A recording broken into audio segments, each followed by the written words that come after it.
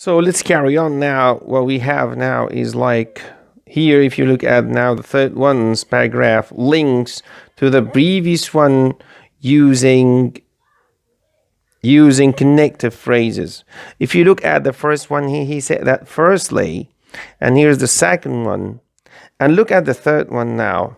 When you come to the third paragraph here, some people might argue. Look at the word argue here. It gives us a meaning that this one is about what arguing text.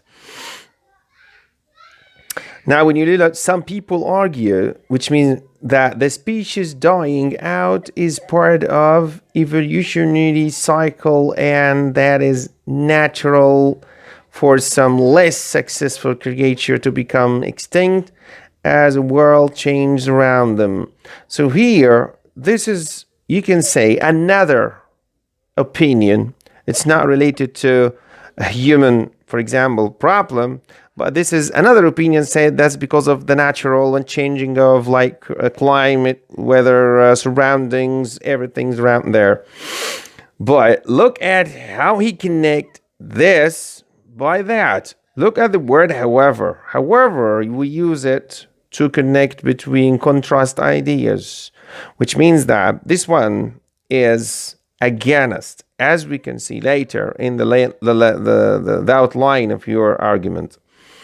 This is not the case for majority of these creature. There is no evolutionary, which is this against the previous one, this one, which is about the fourth one.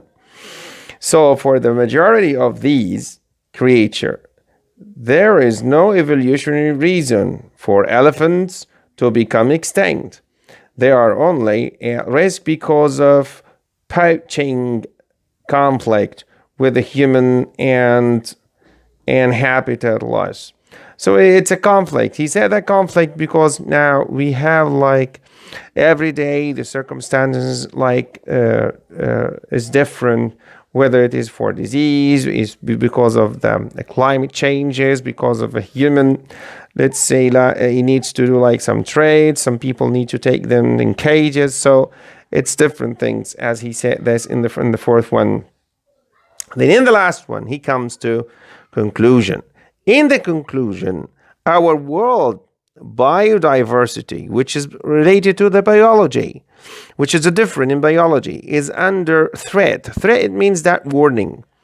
And we need to do something about it. If we don't care or don't take action, then elephant and these orangutans, tigers, and many more beautiful creatures will die out. We must act now, or we will lose these endangered species forever.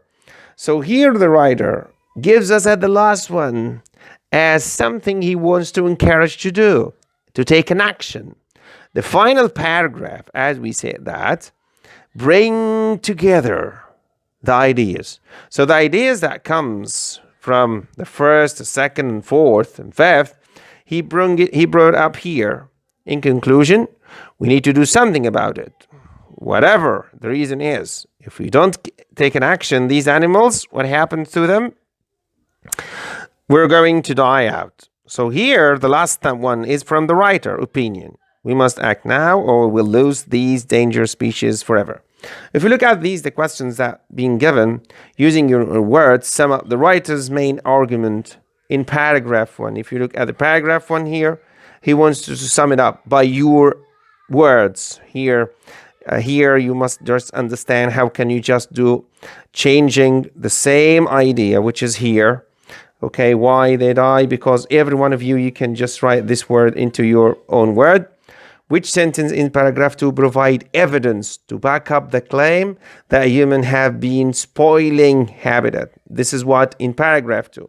If you look at paragraph 2, which is this one, which sentence support this? Which sentence support